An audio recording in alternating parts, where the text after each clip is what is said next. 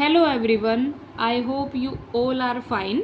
तो चलिए अपनी सीरीज़ को कंटिन्यू करते हुए अपना नेक्स्ट क्वेश्चन हम देखते हैं जो कि डिफरेंशियल से रिलेटेड है। तो इस अकॉर्डिंग हमारा जो डिफरेंशियल का टॉपिक है वो काफ़ी इम्पोर्टेंट बन जाता है एग्ज़ाम पॉइंट ऑफ व्यू से, क्योंकि हम पीछे भी इसके 3 से 4 क्वेश्चन कर चुके हैं। तो देखिए हमारे पास स्टेटमेंट क्या गिवन है और उसके अकॉर्डिंग हम सॉल्यूशन निकालेंगे। मैं बार बार आपसे यही बोलती हूँ कि स्टेटमेंट को आप अच्छे से रीड आउट करो। 50% क्वेश्चन हमारा वहीं से सोल्व हो जाता है, स्टेटमेंट से ही। तो देखिए इसमें क्या है, if x square plus Y square equal to t minus 1/t, x4 plus y4 equal to T square plus 1/t square, then dy/dx is equal to 1/x²y, 1/xy3, 1/x3y and -1/xy3। तो हमें simply क्या given है, variable की form given है और उसका relation हमारे पास यहाँ पे टी की फॉर्म में असाइन है। तो हम देखो कैसे इन दोनों का यूज़ करते हुए यहाँ से इक्वेशन को पहले सिंपल बना लेंगे और फिर उस सिंपल इक्वेशन का हम डेरिवेटिव कर लेंगे वाई की फॉर्म में। तो सॉल्यूशन में देखो हम कैसे करेंगे। हमारे पास गिवन है x4 plus y4 and this will be equal to T square plus 1/t square because this is given in our statement. According to this after that we are doing X square plus Y square square whole square का formula लगाएंगे। तो ये क्या बनेगा, A square plus B square plus 2ab। अब यहाँ से X square plus Y square की हमारे पास वैल्यू क्या है, t माइनस 1/t, इसका होल स्क्वेयर कर लेंगे equal to x4 plus y4 की वैल्यू क्या है, t square plus 1/t square plus 2x² y square. तो यहाँ से हमारे पास क्या आ जाएगा, a square plus B square minus 2ab equal to T square plus 1/t square plus 2x² y square. तो यहाँ से टी स्क्वेयर को हम एलिमिनेट कर लेंगे और 1/t स्क्वेयर को एलिमिनेट कर लेंगे। बचेगा हमारे पास लेफ्ट हैंड साइड में -2 और राइट हैंड साइड में 2 of x² and y. After that हमें तो dy/dx की वैल्यू चाहिए, तो हमारे पास ये वैल्यू आ चुकी है -2 equal to 2x² y square. तो x² y square will be equal to -1। अब यहाँ से हम वाई स्क्वेयर की वैल्यू निकाल लेते हैं, this will be equal to minus of 1/x²। इसको हम डिनोमिनेटर की फॉर्म में ले आएंगे। आफ्टर दैट हमें dy/dx चाहिए, तो हम इस पूरी इक्वेशन का डेरिवेटिव कर लेंगे with respect to x। Y square है तो क्या बनेगा, 2y dy/dx। साथ ही साथ -1/x² का करेंगे तो माइनस साइन ऊपर जाएगा, minus of 2/x3 which will be equal to 2/x3। अब यहाँ से भी 2 से 2 कैंसिल आउट होगा और y को हम शिफ्ट कर देंगे राइट हैंड साइड में। तो हमारे पास dy/dx की वैल्यू बच जाएगी 1/x3y। सो इस अकॉर्डिंग हमारा जो सी ऑप्शन है that will be our correct answer. I hope you will understand it. Next question चलिए देखते हैं हम क्या है, जो कि हमारा कारो से रिलेटेड है। तो इसका मतलब हमें स्टैंडर्ड जो हमारी पास कारो हैं, जैसे मॉड्यूलस फंक्शन है, सिग्नम फंक्शन है, इनके हमें ग्राफ पता होना चाहिए। आइडेंटिटी फंक्शन है, लोगरिथमिक फंक्शन है, एक्सपोनेंशियल फंक्शन है। तो इनकी करो का हमें थोड़ा सा आइडिया होना चाहिए, ताकि एग्जामिनर अगर हमसे डोमेन पूछे या रेंज पूछे then we can easily do it. तो चलिए क्या गिवन है हमें, the curve y equal to log ex is, हमारे पास 4 ऑप्शन गिवन है। जो करो बनेगी log ex को लेके, अब यहाँ पे हमें ये नोटिफाई करना है कि this is not log of x, this is log of ex। तो हमें इस करो को रिकॉग्नाइज करना है कि ये कैसे हमारी बनेगी और उस अकॉर्डिंग हम कनकेव अपवर्ड और डाउनवर्ड का कॉन्सेप्ट यहाँ पे लगाएंगे। तो हमारे पास 4 ऑप्शन गिवन है, कनकेव अपवर्ड, कनकेव डाउनवर्ड की फॉर्म में। साथ ही साथ यहाँ पे इनकी डोमेन गिवन है, किस डोमेन के अंदर वो लाई करेगा। तो ये तो हमें ग्राफ से ही क्लियर हो पाएगा। तो सबसे पहले हम कनकेव अपवर्ड और कनकेव डाउनवर्ड देख लेते हैं क्या होता है। अगर हमारी कर्व अपर की फॉर्म में जा रही है, यानी यहाँ से स्टार्ट हुई और इस शेप में हमारी कर्व जा रही है, तो this is our concave upward diagram. और हमारी कर्व अगर ऐसे जाएगी तो ये होता है हमारे पास कनकेव डाउनवर्ड, यानी कि हमारी कर्व डाउन हो रही है यहाँ पे, तो ये डाउनवर्ड कॉन्सेप्ट बनेगा, और यहाँ पे अपवर्ड चलेगी ऐसे तो ये अपवर्ड का कॉन्सेप्ट चलेगा। अब हमारे पास जो क्वेश्चन रिलेटेड है वो है y equal to log e x से रिलेटेड। तो यहाँ पे सबसे पहले log e हमसे बोला गया है, तो e की वैल्यू क्या होती है 2.72। अब 2.72 जब भी हम लोगरिथमिक ग्राफ को असाइन करते हैं तो यहाँ पे a को कंसीडर करके चलते हैं। a हमारा या तो 0 से 1 के बीच में लाई करता है या फिर हमारा ग्रेटर 1 लाई करता है। अब एग्ज़ाम में हमसे जो वैल्यू पूछी गई है वो log e x की पूछी गई है। e हमारे पास 2.72 होता है, यानी a हमारा क्या होगा यहाँ पे ग्रेटर 1, और अगर ग्रेटर 1 होता है तो हम लोगरिथमिक ग्राफ को ऐसे असाइन करते हैं। अब ये वैल्यू 1 पे क्यों है, क्योंकि log ऑफ 1 हमारा 0 हो जाता है, तो ये पॉइंट 0 होगा और ये हमारा कुछ ऐसे चलता जाएगा। और अगर इसकी आप डोमेन देखोगे तो ये 0 से इन्फिनिटी की तरफ जाती हुई आपको दिखेगी, और ये जो शेप है वो कैसी शेप नज़र आ रही है, जैसा कि मैंने इस डायग्राम में आपको बताया था, जो कि है कनकेव डाउनवर्ड। तो इन दोनों कॉन्सेप्ट को लेते हुए हमारे पास यहाँ पे जो इस log e x की जो कर्व बनेगी वो इस फॉर्म में बनेगी, और ये जो फॉर्म हमारी है वो कनकेव डाउनवर्ड है, और किस डोमेन में है 0 से इन्फिनिटी में। तो इस अकॉर्डिंग हमारा जो ऑप्शन बी है that will be our correct answer, concave downward in 0 to infinity only. Hope you understand it. Next हमारा जो क्वेश्चन है वो रैंक से रिलेटेड है, और ये काफ़ी इजी कॉन्सेप्ट पड़ता है। मैट्रिक्स का नाम सुनते ही हम बच्चों को ये काफ़ी इजी कॉन्सेप्ट लगता है।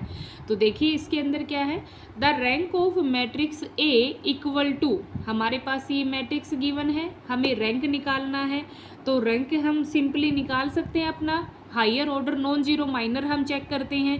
सबसे पहले हम मैट्रिक्स का डिटर्मिनेंट चेक कर लेते हैं। अगर वही हमारा नॉट इक्वल टू 0 है तो जितने ऑर्डर की मैट्रिक्स होगी उतना ही हमारा मैट्रिक्स का यहाँ पे रैंक बन जाएगा।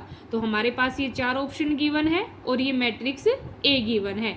तो सबसे पहले हम क्या करेंगे, यहाँ पे एक कॉन्सेप्ट को रिवाइज कर लेंगे।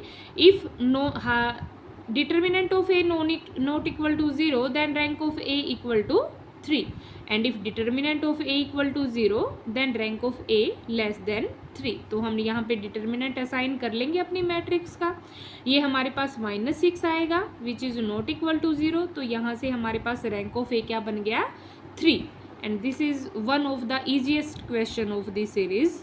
Thank you so much. Next question हमारा एप्लीकेशन ऑफ डेरिवेटिव से रिलेटेड है, जो कि 12th क्लास का ही कॉन्सेप्ट है। थोड़ा सा कॉन्सेप्ट इसमें अपग्रेड करके पूछा गया है। हम सिंपली वहाँ पे लाइन और कर्व के बीच में जो हमारा एरिया है उसको फाइंड आउट करते हैं, लेकिन यहाँ पे हमारे पास कांस्टेंट आ जाता है m, उसकी वैल्यू हमें यहाँ पे असाइन करनी है। तो थोड़ा सा अपर लेवल होता है 12th क्लास से, लेकिन क्वेश्चन वहाँ से रिलेटेड ही पूछे जाते हैं। देखिए क्या क्वेश्चन है हमारा, if area bounded by the curve y equal to x minus x square and line y equal to mx is 9/2। Area bounded by the curve, जो हमारा एरिया गिवन है वो 9/2 है। अब हमें यहाँ पे डायरेक्शन तो बोली नहीं गई कि 0 से इन्फिनिटी है या -∞ से 0 है, तो हम इसको प्लस माइनस दोनों फॉर्म में लेके चलेंगे और अपना सॉल्यूशन फाइंड आउट करेंगे। हमें निकालना क्या है, यहाँ पे m की वैल्यू को फाइंड आउट करना है। तो चलिए देख लेते हैं लाइन का क्या कॉन्सेप्ट यहाँ पे लगेगा।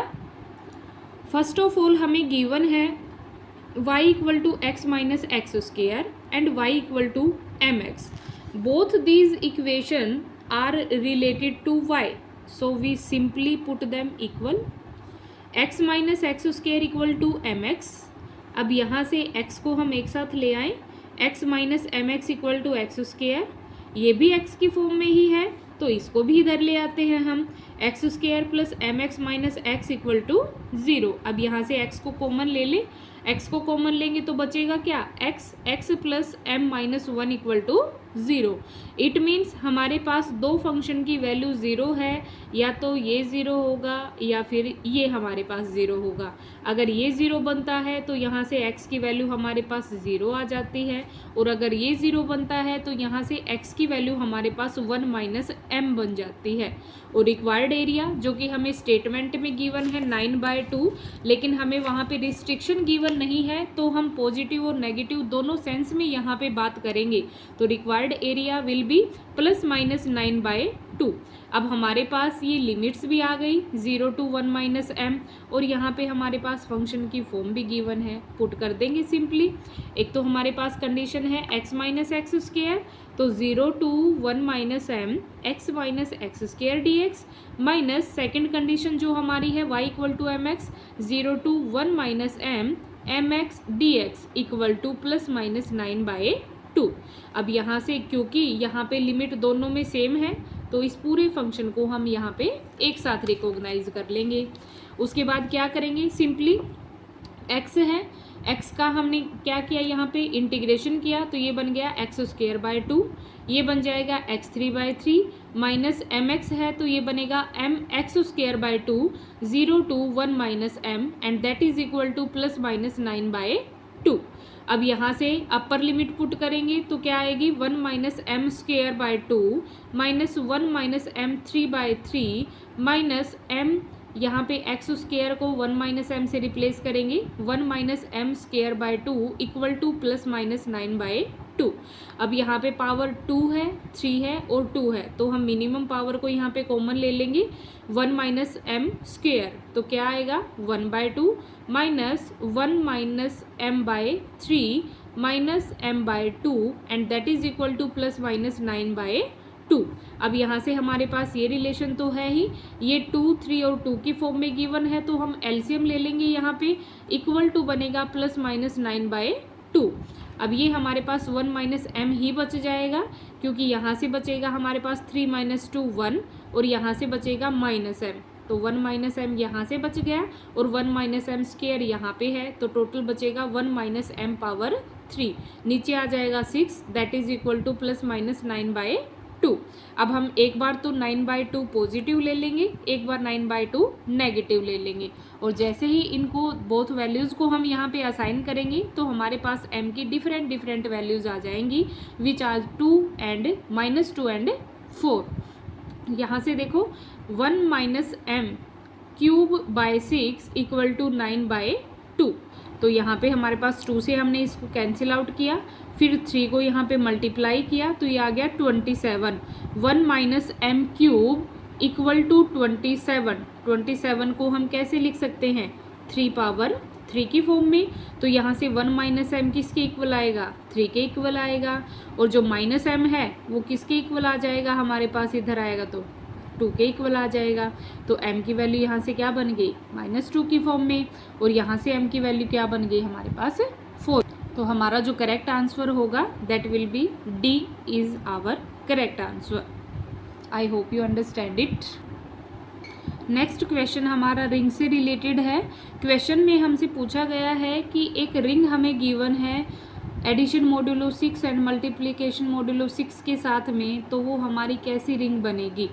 तो ये 4 ऑप्शन हमारे पास गिवन है, रिंग विद डिविजर्स बनेगी, फील्ड बनेगी, डिवीजन रिंग बनेगी, या रिंग विदाउट 0 डिवाइजर्स बनेगी। तो सबसे पहले रिंग का क्वेश्चन सोल्व करने से पहले हमें पता होना चाहिए कि रिंग किन किन कंडीशंस को फुलफिल करता है। सबसे पहले रिंग से पहले हम ग्रुप की बात करें तो ग्रुप हमारे पास 4 प्रॉपर्टीज़ को सेटिस्फाई करता है, closure, associative, identity and inverse. लेकिन अगर हम 5वीं प्रॉपर्टी की बात करें तो एबिलियन ग्रुप भी हो जाता है, उसके लिए हमें कोम्यूटेटिव प्रॉपर्टी की ज़रूरत होती है। तो अगर हमारे पास 5 प्रॉपर्टीज असाइन हैं तब हमारे पास यहाँ पे ग्रुप फॉर्म होता है। अब हम क्योंकि यहाँ पे रिंग की बात कर रहे हैं तो रिंग में हमारे पास 8 प्रॉपर्टीज़ होती हैं, फील्ड में हमारे पास 11 प्रॉपर्टीज़ होती हैं। तो हम इसको सिंपली याद भी कर सकते हैं, ग्रुप में 5 प्रॉपर्टीज़ होंगी, रिंग में 8 प्रॉपर्टीज़ होंगी और फील्ड में हमारे पास 11। अब रिंग में जो हमारे पास 8 प्रॉपर्टीज़ होती हैं उनमें से 5 तो हमारे लिए एडिशन की होती हैं और 3 हमारे पास मल्टीप्लिकेशन की प्रॉपर्टीज़ होती हैं। एडिशन में हमारे पास आता है closure, associative, identity, inverse and commutative, and multiplication में आता है closure, associative and distribution over addition. तो जो कोई भी फंक्शन है हमारे पास वो इन 8 प्रॉपर्टीज़ को सेटिस्फाई करता है, that will be our ring. अब हम देखते हैं अपने ऑप्शंस के अकॉर्डिंग हमसे पूछा क्या गया है। ऑप्शन में हमें बोला गया है ring with divisors, ring without divisors. तो एक बार इसी के कॉन्सेप्ट को हम देख लेते हैं। अब हमारे पास ए और बी दो एलिमेंट हैं जो कि रिंग से बिलोंग करते हैं, और यहाँ पे अगर ए भी ज़ीरो नहीं है, बी भी ज़ीरो नहीं है, लेकिन दोनों का प्रोडक्ट करें वो हमारे पास ज़ीरो आ रहा है, तो उसको हम बोलते हैं रिंग विद ज़ीरो डिवाइज़र। लेकिन अगर हमारे पास A B equal to zero है, प्रोडक्ट ज़ीरो है, तब हमारे पास या तो ए ज़ीरो है या फिर बी ज़ीरो है, तो वो होता है हमारे पास रिंग विदाउट ज़ीरो डिवाइज़र। लेकिन हमारे पास जो कंडीशन बोली गई है उसमें हमारे पास एलिमेंट हैं 0, 1, 2, 3, 4 एंड 5 की फॉर्म में। अगर हम यहाँ से 2 नॉन ज़ीरो एलिमेंट लें, 2 नॉन ज़ीरो एलिमेंट हमने 2 और 3 लिए, इनकी मल्टीप्लाई हम करें तो वो 6 आएगी। अब मल्टीप्लिकेशन मॉड्यूलो हमें 6 ही गिवन है, यानी 6 से इसको अगर हम डिवाइड करेंगे तो हमारे पास जो डिवाइज़र जो रिमाइंडर है वो क्या आएगा, 0। हम नॉन ज़ीरो एलिमेंट असाइन कर रहे हैं और हमारे पास जो रिमाइंडर है वो 0 के इक्वल आ रहा है, तो इस अकॉर्डिंग हमारा जो आंसर है वो क्या बनेगा, ring with zero divisors. And that is our correct answer. Hope you understand it very well. Thank you so much.